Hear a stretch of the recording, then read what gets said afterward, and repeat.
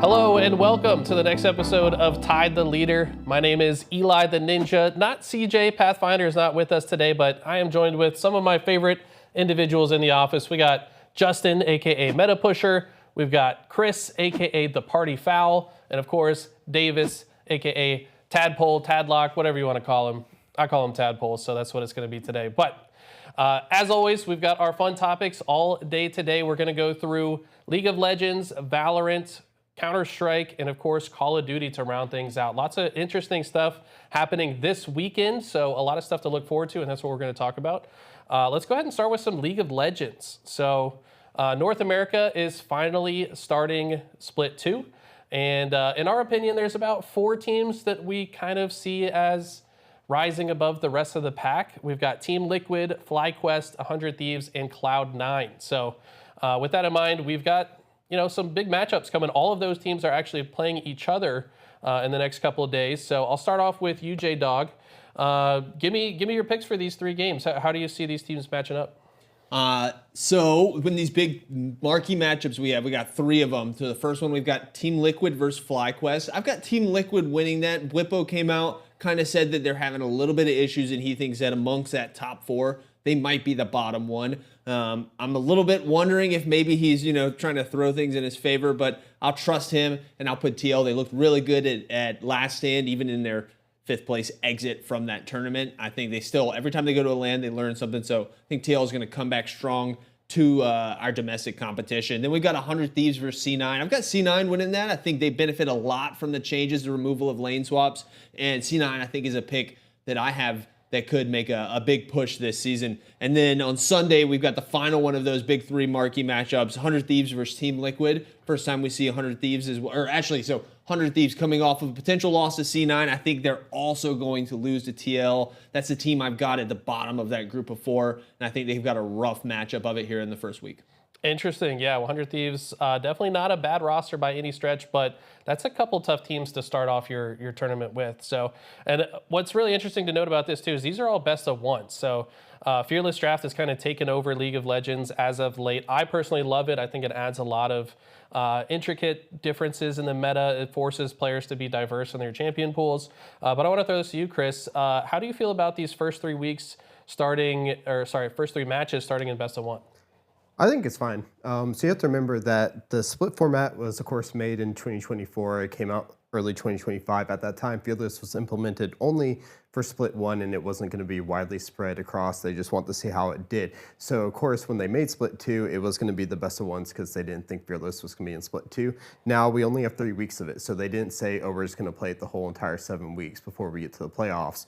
So I think it's fine. It's just a positioning phase. It kind of gets the teams, get back into it. We can see how they adapt to the meta, but it doesn't, put too many games on them, but it also doesn't completely change what the teams had already known going prior into the year before it. And then after that, of course, we get weeks 4 through 7 are going to be best of 3s, and then the playoffs will be best of 5. So we will still see Fearless, but I'm kind of wanting to see how they implement meta and draft into those best of 1s because you only get 1 game now. You can't, say, well, maybe I'm going to throw out all these other games or throw out these champions, and you just have to go into it. So I want to see how they play because I think it will be good setting up for those weeks 4 through 7. Yeah, it should be interesting. I think we'll probably see a lot more targeted bans against specific players because they know this guy is really good with a specific champion. So it'll be really curious to see how that all plays out. But another thing to talk about, it's kind of looming in the distance, MSI. That's kind of what all these teams are playing for. They want a spot at MSI, of course, Esports World Cup, and then at the end of the year, the World Championship. But for now, the focus is on MSI. So the structure now, because of the merge from the North American and South American regions, the spots have changed. Can you tell us a little bit about that, Davis? Yeah, so now there's only going to be 1 team that qualifies from this LAT division that will go, whereas in the old LCS format, there was 2 teams that would be taken. And I would think, honestly, I do think this is fair because if you look at the placements, I would say, of NA teams in these international events, they haven't really done anything to show that they kind of deserve multiple spots. I definitely think it's very unfortunate, especially being a fan of NA. If you're a certain fan of a certain team, there's a lot less likely chance that they'll make it to that international event. And if you're just a fan of NA teams in general, there only being 1 rather than 2, there's a lot less for you to watch. So I do think it's unfortunate, but I do think it is a fair change to have been made. Yeah, honestly, NA just needs to do better in the international stage, I think, if they're going to earn that spot back. Because right now, the East has been completely dominant in league, as they have for a long time. But before we wrap that section up, let's talk about LTA Fantasy. They actually just launched the fantasy app, which is awesome. Of course, we love our fantasy esports here in this office. So I just want to go around the horn. We didn't talk about LTA South at all, but I think a couple South players might have made it onto a few rosters. But we'll just go around and say, who's your favorite player that you picked up on your roster, J-Dog?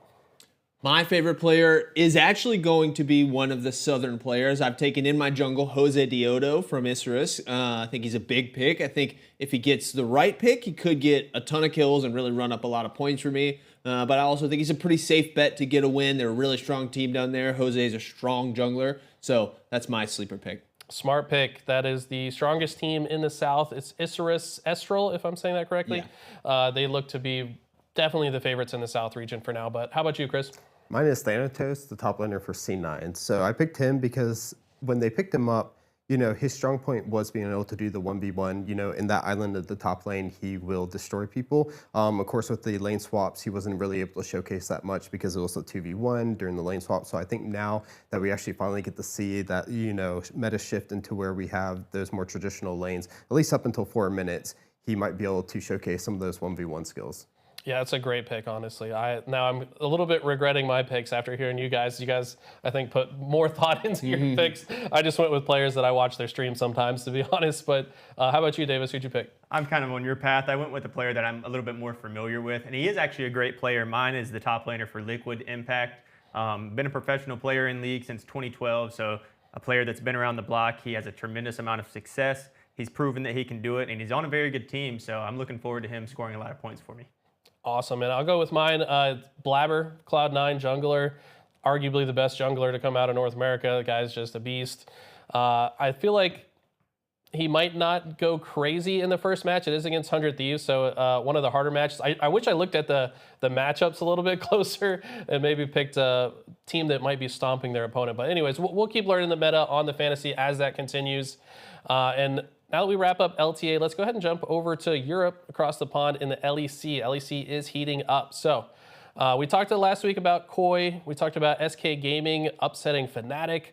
But we're kind of in a really important part of the stage. Only 6 teams make it out of this section to go into playoffs. So everything matters. You don't want to be in the bottom group of teams. Bottom 4 will be eliminated. So Chris, I want to talk to you about Fnatic versus K-Corp. In my eyes, Fnatic kind of underperforming for obvious reasons. Do you think they have a chance to beat K-Corp in their match? I do not. I would be completely honest. I think KC has taken a lot of what they learned from First Stand, and they're able to translate it. They've already shown that their laners are very good individually in the lanes themselves. Fnatic struggled. They struggled in the first game. They just got completely destroyed by SK. Game 2, they came back. They were winning, but then end up throwing at the end. KC's not going to make those kind of mistakes in their games.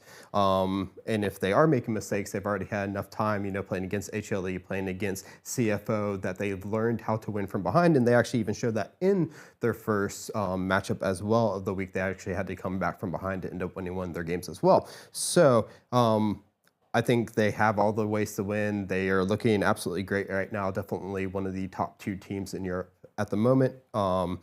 The other possibility just being G2, which I think is going to be one of the only teams that actually gives them a run for their money in the split. And I exactly do see KC making it back to MSI as well. So I don't give Fnatic much of a chance. I think that's a really safe piece of analysis there, Chris. What you're not considering, though, is that Fnatic are the kings of inconsistency. And whenever they give you a result that you don't expect, you can expect some more inconsistency coming afterwards. So they look really bad in week 1. Guess what? They're going to look amazing in week 2. It's just, I'm telling you, you can never predict what this team is going to do. They'll lose to the teams they shouldn't and beat the teams that they shouldn't as well. So there's some little badgie there. I'm telling you, Fnatic fans are holding on to copium, and there might be a chance. I think I would not put my money on this argument, but it's Fnatic. Who knows?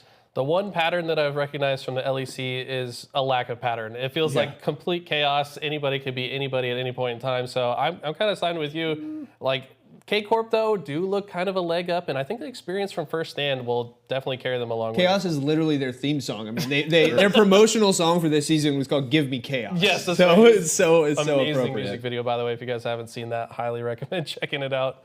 But cool. So that's going to be the first matchup we have our eye on. But Davis, I want to talk to you about Team Vitality. They look strong against Giant X and have another potentially winnable matchup coming up against Rogue.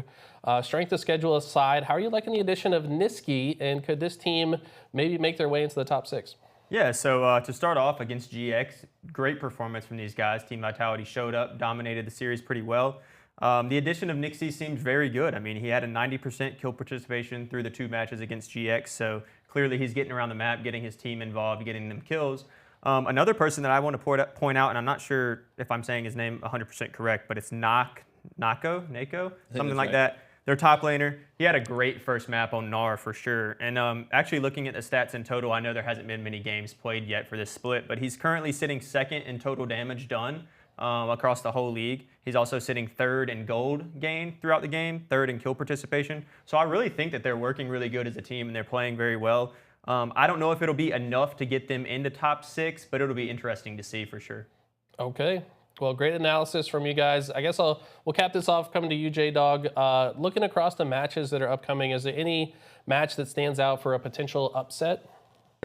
There is not a lot coming up this week. It is probably going to be pretty predictable. I was just, throwing a lot of copium there about Fnatic, but that's not the team that I'm actually going to pick for an upset. The one that I'm looking at is actually on Monday. It's amongst a couple of bottom teams, Rogue versus Giant X. Rogue is pretty unanimously, now that SK's got a win, considered the bottom of the league. But I think they have a pretty good roster. And I think if some of these guys on this team, Adam, Malrong, Larson, their top side's really good, they could roll over that kind of iffy top side that we see from Giant X. And I think that could be an upset potential there where Rogue pulls out a win that maybe nobody else is even expecting them to get this season. Okay, that makes sense. I mean, there's a lot of talent and experience on that roster. I could see them coming out with a W as well. So keep your eyes on all things League of Legends this weekend. So many matches. We'll be covering the rest of those at the beginning of next week. But let's go ahead and move on to Valorant. So let's just go ahead and I'll just briefly run through some of the interesting matches that are going to be happening. We've got G2 versus NRG. That one should be a banger. Loud versus 100 Thieves. Those are 2 that I have my eyes on. And I'm also curious to see how 2G does against Crew after they upset Loud. That was kind of a surprise to me. And I think to everybody watching that match happened. Also, before I get into some questions for you guys, just to briefly touch on the patch notes. KO got a big buff. I love to see this. I think KO deserves a bit more spotlight and attention. One of my favorite champions personally. His flash is going to be a lot more efficient and effective. Yoru, his fake out is going to cost a little bit more. Vice, her snare is going to last a little bit less. So let's go ahead and talk about something that's kind of taken over the Valorant world, a big conversation piece that might change the entire dynamic of Valorant as a whole. But FNS says that Riot should consider removing cooldowns for certain abilities on initiators. I want to start with you, Davis. I know that you're an initiator main from your time playing Valorant. What do you feel about the changes that are being suggested here? Yeah, so honestly, I think these changes are a little bit nitpicky because I do think, it is a game that has abilities in it, and that's supposed to be what it is. It is a precise shooter, but at the end of the day, abilities have always been in the game, and they've also always performed like this. It's not like something that they added a year ago was like, oh, we're going to start making these abilities recharge. Like, that's always been a part of the thing, so I do think it's a little bit nitpicky.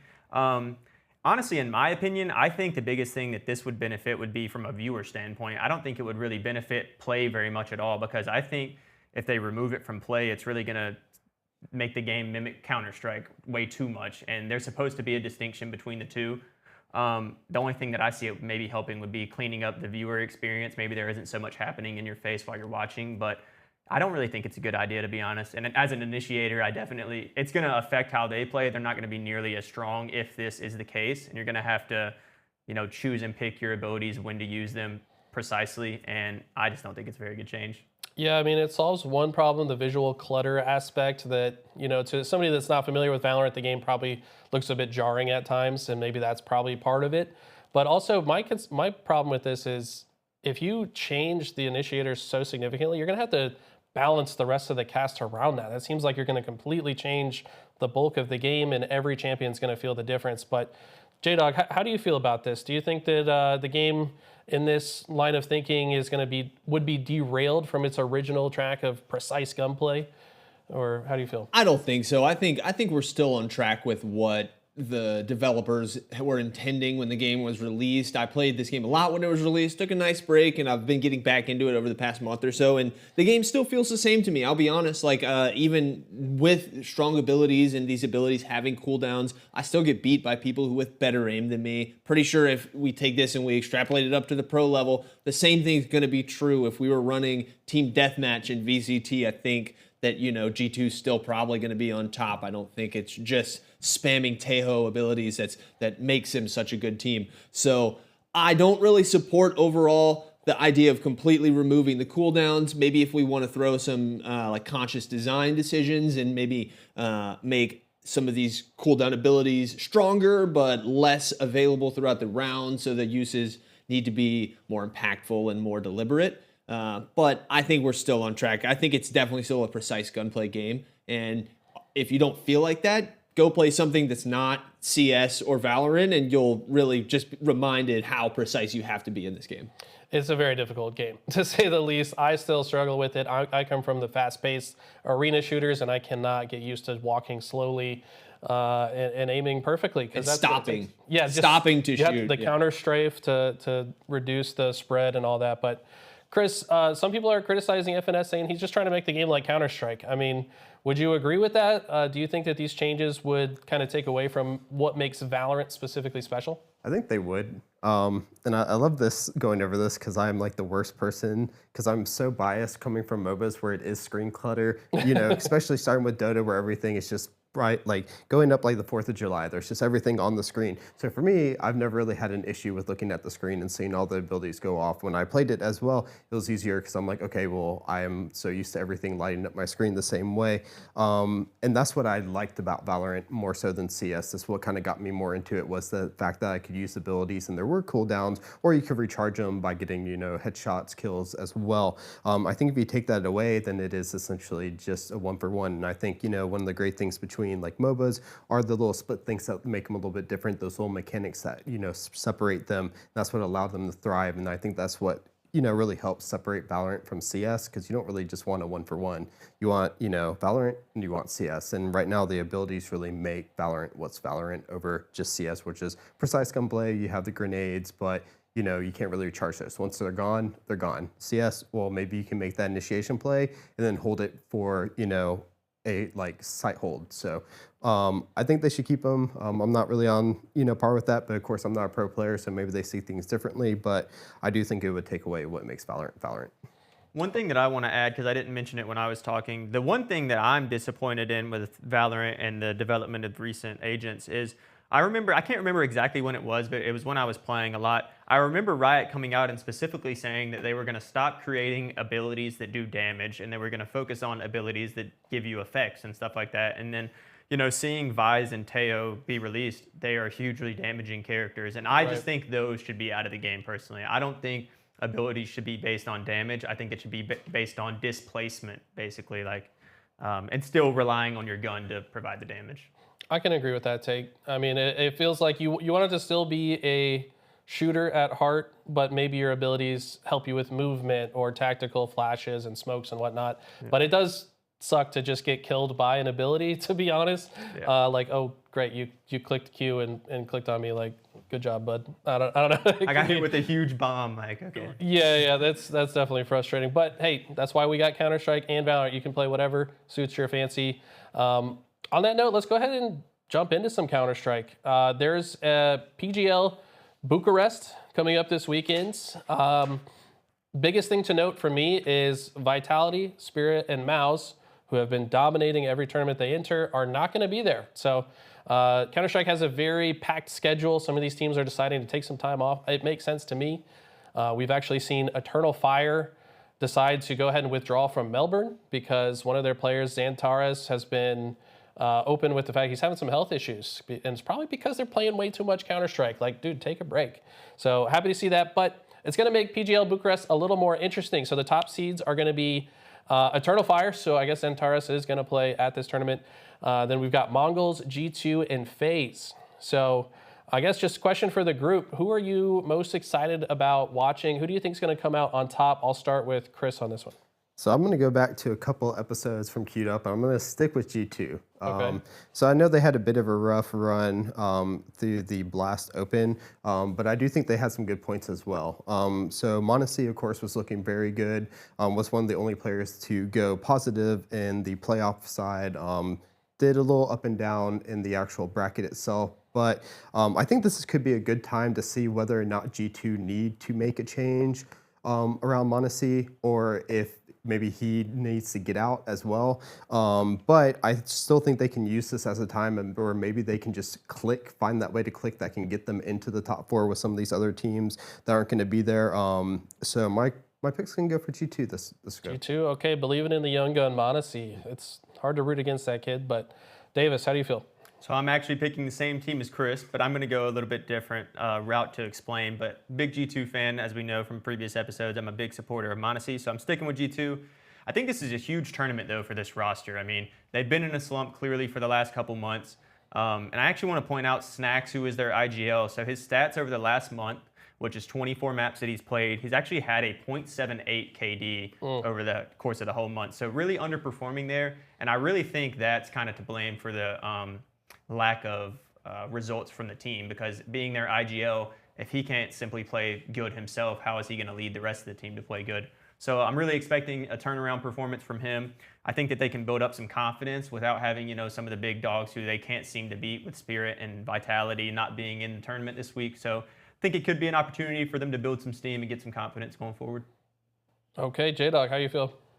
I feel like being on Queued Up with a bunch of G2 fans feels a little weird. I hope you guys don't go back and watch Hardstuck, because I was very critical of them in this past major. So G2 will not be my pick. I'll get a little bit of variety for us. I'm actually going to pick Eternal Fire. My original pick was FaZe for this. I like Eternal Fire, but I did kind of agree with your sentiment. I felt like their schedule was way too crowded for the rest of the year. But knowing that they're taking off Melbourne, that maybe they feel a little bit of desperation here, a little bit of that, like, this might be our last run for the next month or so. Like, we need to lock in that extra pressure to really perform. I think this could be Eternal Fire's tournament to win, with the top 3, maybe even top 4 being out, with Navi not being there. Someone's got a good chance to win and really, like, get some solidifying reassurance. I think there's a lot of teams that need it, but I think Eternal Fire is a big one to do it. Interesting. So we've got half the room G2, half the room Eternal Fire, because Eternal Fire is my pick as well. I know Zentaris is sick, but, and this might be some crazy logic to add to this, but there are so many cases throughout sports and esports history of someone who's sick playing their best. Like, right. LeBron James has done it in the basketball. We've seen it. Karma back in the MLG Halo days was playing with the flu, got first place in both 4v4 and 1v1 and FFA. Like, I don't know, there's something weird about it. It's like maybe you're medicated to the point that you're less focused on your body and you can just lock into the game. But on top of that, even if he wasn't at full capacity, everybody on this team is insane. I mean, Woxic and Wicadia have been impressing me so much, and then Jota has been incredible. I just feel like the grand finals is probably going to be between Eternal Fire and Mongols. That's my prediction. I think G2 is going to fall short to one of those two in the semifinals, but we'll have to see. Make sure you guys are watching PGL Bucharest. Hopefully I'm saying that correctly. I'm glad you shouted out Mongols. I was hoping, or not hoping, that one of them picked it, but that is definitely a good team that could easily win this event. So yeah. And Kepley's not here. I was going to say, that's Kepley's. Kepley, I know he's going to be watching this episode like, they're not talking about Mongols. So don't worry, Kepley. We got you. I think there's a lot of guys and a lot of teams who, without the top teams being in, we're looking at Mongols, we're talking Senzu, we're talking G2, Monacy, who, like, now that there's no Zywoo, no Spirit, no donk. Yeah, like there's room for someone else to kind of take charge and like dominate the tournament. And when they struggle to do it because the big boys are in, now there's some opportunity. The playground's empty. So I mean, if your bracket demon is not available, like who's going to stop you, right? So I feel like there might even be some mental blocks from these teams against those top 4 seeds that aren't there. So they're going to be free reign through the bracket. So should be exciting. The rest of the month still packed with more tournaments. We got IEM Australia. at the end of April as well, which we'll also be covering.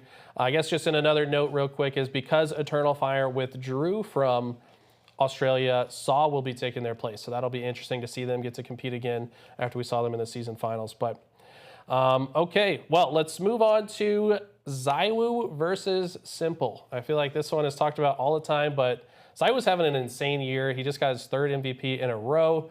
They have won 16 consecutive rounds, and there's been some rumblings. Is he the new GOAT? What do you think, Davis? I don't think he's there yet, but I think this is the year to do it. I mean, if he continues on the trajectory that he's on right now, I think inevitably he will overtake s1mple.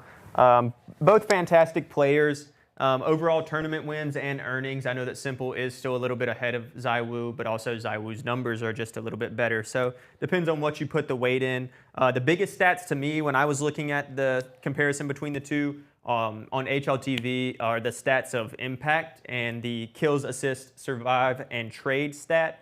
Zywoo leads both of those by quite a good margin. And I mean, in my opinion, from my understanding of HLTV and their statistics, those are some pretty important stats. I mean, if he's impacting the game at a lot more than s1mple is, that obviously speaks volumes. What about you, J-Dog? Do you agree, disagree? I disagree with Davis. I think that s1mple, I'm ready to give Zywoo the GOAT title already. I think s1mple was amazing, and I think Zywoo surpassing him does nothing to take away from everything that s1mple did in his time. s1mple was a generational player, and if what I do give him over Zywoo currently is his like impact on CS as a whole. I feel like s1mple was a figurehead for the whole scene of the esports, of the CS esports scene, whereas Zywoo is a little bit more laid back, not really like kind of dominating everything and like being a face for the esport like that. But the numbers are really good. He's on a great team, got a bunch of time left on his career. I think if you're not going to give it to him now, you're going to give it to him in a year from now, 2 years from now, completely hard max on that. So I say let's just get it over with. Go ahead and name him the new GOAT, and we'll give s1mple his crown as well. Okay. Yeah. Chris, what do you think? I was along the line of Justin, especially when I was looking at based on how many maps played for them, and just once you're getting these numbers and you're just overtaking a lot of these stats at around almost 300 games or maps less played, it just shows like, you know, s1mple walked so Zywoo could run, basically. But eventually when you start running, you're gonna run away with it. And just, I do think Zywoo will get to the point of where he is gonna be that player that is gonna be, you know, when you look at CS, you'll be looking at s1mple and Zywoo. Right now we're looking at, like, you know, mostly s1mple, as you know, bringing it up, but for generations to come, Zywoo is gonna be the person talked about, especially with the run that they're going on right now. If they can continue this, then there's no doubt he's just gonna be taking it. Yeah, I'm kind of on the fence with this one because I feel like they're tied in so many categories. Even when you break down their per stats, there's 10 different stats that HLTV tracks. Your rating, KPR, assist, kills, all that. They are within like a few percentage points in every single category. They're almost exactly the same. Zywoo just barely edging s1mple out in 8 out of 10 of the categories. And then when you look at their tournaments, and also just like general achievements, Zywoo just passes him with 23 MVPs compared to s1mple's 21. s1mple has Zywoo in major victories. He's got 2 major victories. Zywoo just has the 1. They're both 3-time HLTV Players of the Year. I think this year, though, is when everything changes. I think that this year, Zywoo just continues his reign of dominance. He's going to soar past s1mple in MVPs. He's going to win Player of the Year again and now have 4 over s1mple's 3. I just think this is the year for Zywoo to do it and just shatter all the records in Counter-Strike history. And of course, this is in an era that arguably is harder than the era that s1mple played in. Maybe it's going to be controversial to say, but I don't know. I think if it's not right now, it's definite future GOAT status for Zywoo. But that's going to do it for Counter-Strike. Let's go ahead and jump into Call of Duty. There's a lot of stuff to talk about. So roster mania is finally settling. So we know the final roster for Optic. Now Hook is going to be picked up in place of Pred. Of course, they have Skies in place of Kenny as well. Dashie and Shotzi rounding out that roster. Falcons completely revamped their entire lineup. They just keep Xnid, who was definitely their best player, and pick up Arcides, Pred, and Priesta, which is kind of a crazy lineup. A lot of world champions on that roster. Kenny is going to end up on Rocker in place of Paul X, and Miami dropped Lucky and pick up Super. So very interesting. Looking across the matches that are happening this weekend, we can make some predictions there. But before we get into any of that, J-Dog, I want to ask you, which of these teams do you think experienced like the biggest upgrade? Because that's really all these teams' goal is to make their team better.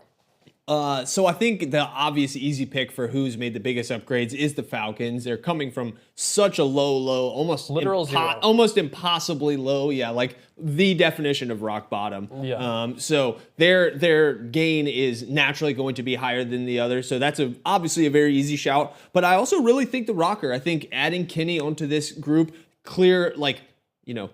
obviously, very tough performance that led to his dropping from Optic. But if you assume any modicum of improvement from Kenny this season, he will be an upgrade over Paul X. The rest of that Rocker team is really solid, and I think it might be a good opportunity for a world champion with a chip on his shoulder to make a comeback, make a big impact on a team, and maybe make some shakeups in the standings. Yeah, I can see that. I think this is a good move for both Kenny and Minnesota. As long as Kenny starts getting back into his old form, because he has not been himself so far this year. That has been obvious, but it's obvious that Optic roster had a lot of internal turmoil. So I'll throw this to you, Chris. Now with this new Optic roster, there's a lot of talk about their scrims. They did beat the reigning LAN champions 7-1 FaZe. Some people are saying FaZe were sandbagging, trying new things, so don't put any credence into it. They also played close against LA Thieves in a 2-3 scrim that ended early, but how do you feel about the new Optic roster? Do you think they'll do well when they play against the players they dropped, Rocker and Falcons, this weekend? I think they will. As you said, Falcons are picking up a team that, they have to completely almost revamp everything. So, of course, they're going to be just as, trying to get used to each other. But I think Optic, scrims are scrims. I've heard a lot, FaZe is a big, map testing team when they do scrims. A lot of times they'll be, figuring out what they want their map rotation to be, et cetera. So that could have been something to play into that. But of course, you're still, going toe-to-toe with some of the top teams. So it's going to give you some confidence going into the next major as well. And, I think they picked up 2 good players that will allow them to beat them. And of course, I think this is a team that will be able to stay within that bubble, that will be able to make it the champs, and I think they're going to start by showing it into these qualifiers as well. Yeah, I agree. I think they will certainly make champs. The core 3, Huke, Shotzi, and Dashi, are so strong.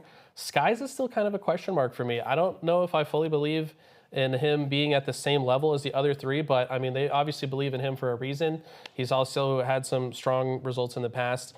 So we'll see how that all shakes up. They're going to be playing against both Kenny and Pred this weekend, so those grudge matches will be really fun to watch, if you ask me. But love that. Script writers, they've been working hard. Clearly. But let's jump into Falcons, though. So Davis, to me, this is a big question mark roster as well. Are these guys just collecting a paycheck? Are they going to really play the form that they're capable of? They've got some matches coming up. It looks like a tough lineup. How do you feel about their chances?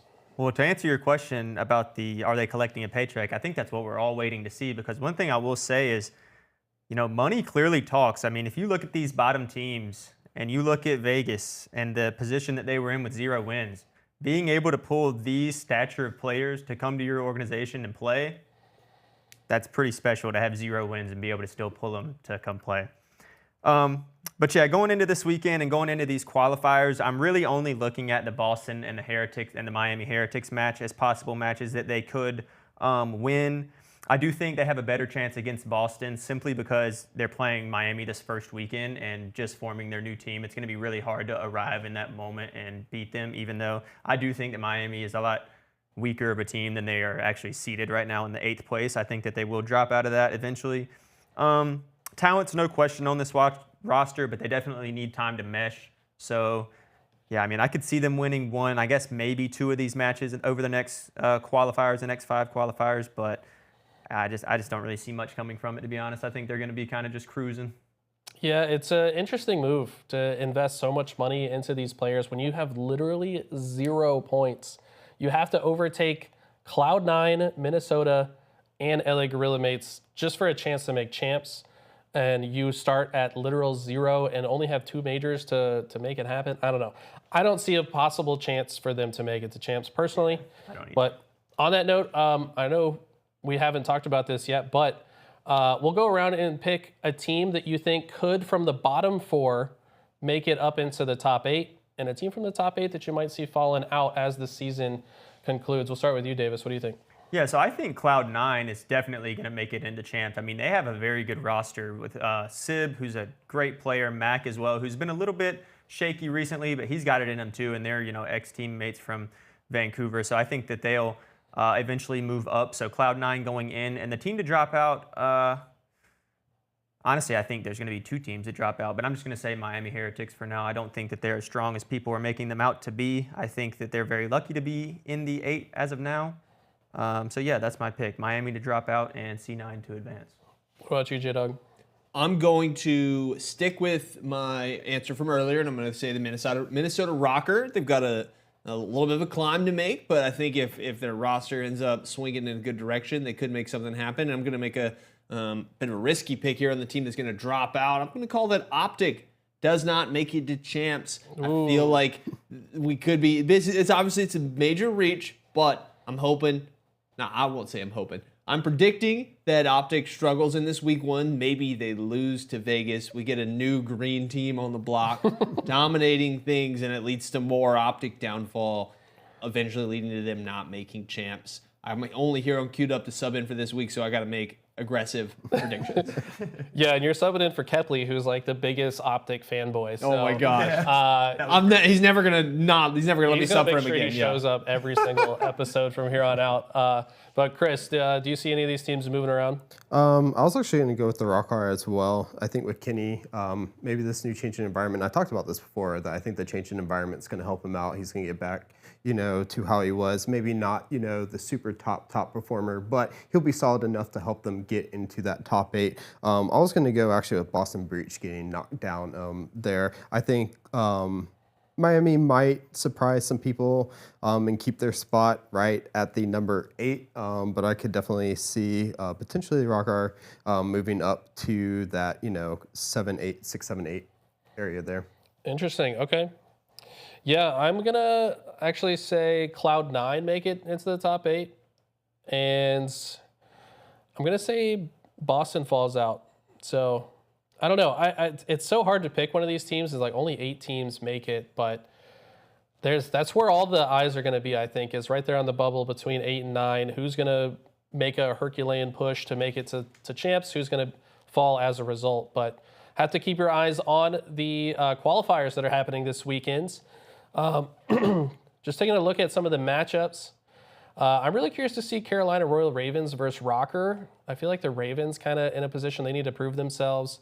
Kenny also obviously trying to prove himself, so I feel like a lot on the line for both teams there. Yeah, I think that's a very good matchup to point out. That's a good one to look at. And then looking further on, any match that you're particularly looking at, Davis, from Saturday? Yeah, actually the Optic and Vegas one, I'm really excited for it because we talked about the grudge match with Pred and Optic. And also, Pred's a guy who, when he's motivated and when he's ready to come at your neck, like he will. And so I think he's really going to try to arrive in this new team. I don't know if they'll be able to have enough chemistry and enough strategy and mesh really to upset Optic, because I do think this new Optic team is going to really surprise a lot of people, and I think they're going to be really, really good. But I do expect Pred to fry out, but I do think Optic will win this match pretty easily. But I think it's a great match with Grudge. I believe in Hugh and Shotzi. They're the Halo guys. I got to root for the Halo guys. And I think Shotzi's just going to be unlocked with Hugh. They seem way more comfortable together than like Shotzi and Pred, for example, always bickering and butting heads. So, yeah, that's a good one to point out. 2 basically brand new teams trying to figure each other out. J-Dog, who do you feel as a good matchup? I'm happy for all 3 matchups that we have on Sunday. I think they're all pretty exciting. That final one is the one that I think will be the best Call of Duty to watch, though. The Ultra facing off against the LA Thieves. Yeah. I think that's always a really good match. I love seeing LA back online. They always let me down on LAN, but online we're pretty rock solid, and I'm sure Nate will throw out some funny tweets that make me laugh when all of our COD boys come and tell me about it in the office the next day. So Sunday's going to be a big day for COD. Yeah, it should be a great one. Chris, you have anything you're looking at? It's the Minnesota versus New York, so Cloud9 versus Rocker. I think this is going to set the tone for what we're going to see if we do see any of those shifts in the ladder from a team potentially getting in out of the bubble or into the bubble. I think it'll start with that. We'll have to see, how the qualifiers can go, and for those teams that are one sitting right at the edge and another one trying to get in. As you said, there's only 2 majors left, so they have to start now, and both of these teams, are going to start battling for position. Yeah, makes a lot of sense. Well, great picks all around, guys.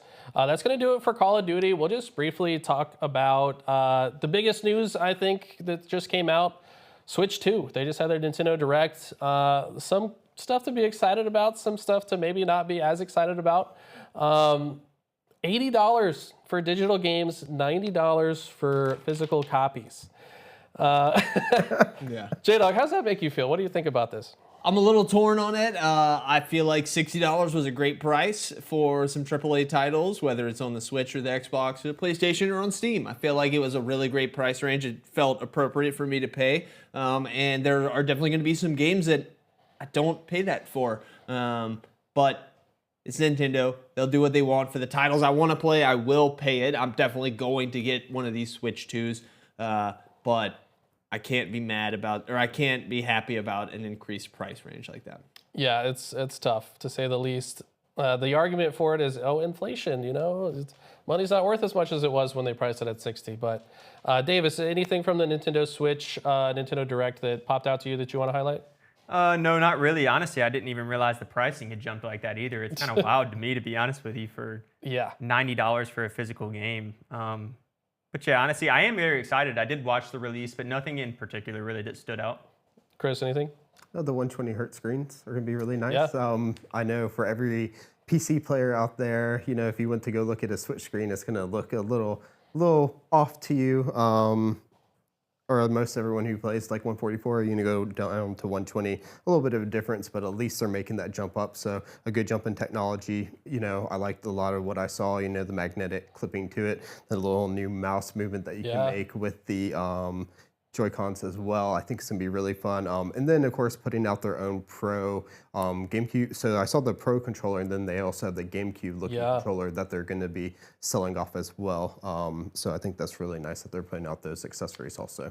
Yeah, to me, the GameCube controller might mean potentially a new Smash, because I feel like the GameCube controller, its most common use case right now is playing Super Smash Brothers.